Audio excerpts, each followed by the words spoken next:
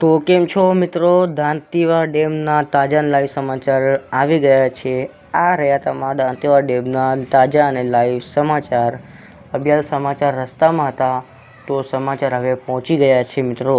તો હવે તમારી સમક્ષ રજૂ કરું છું।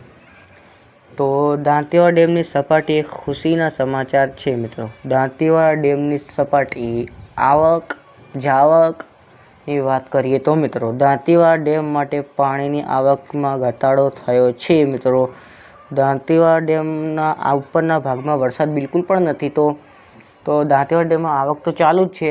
1808 ક્યુસેક પાણીની આવક છે મિત્રો। દાંતીવા ડેમની સપાટી 2 કલાક પહેલાં 599.99 ફૂટે હતી મિત્રો। હવે દાંતીવા ડેમની સપાટી 600 ફૂટ પાર પહોંચી ગઈ છે।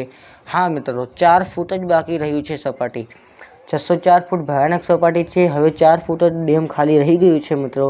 એમ કહીએ તો ડેમ ઓવરફ્લો થઈ ગયો છે મિત્રો। જો આજ આવક ચાલુ રહેશે તો કમસે કમ 4-5 દિવસ લાગશે 604 ફૂટ સપાટી પહોંચવા માટે।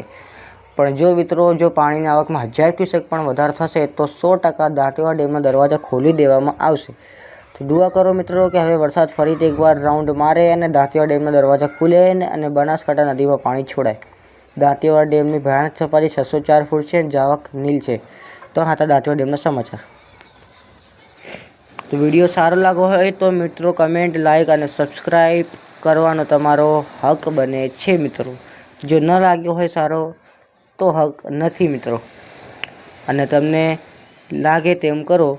તો આ હતા દાંતીવા ડેમના સમાચાર।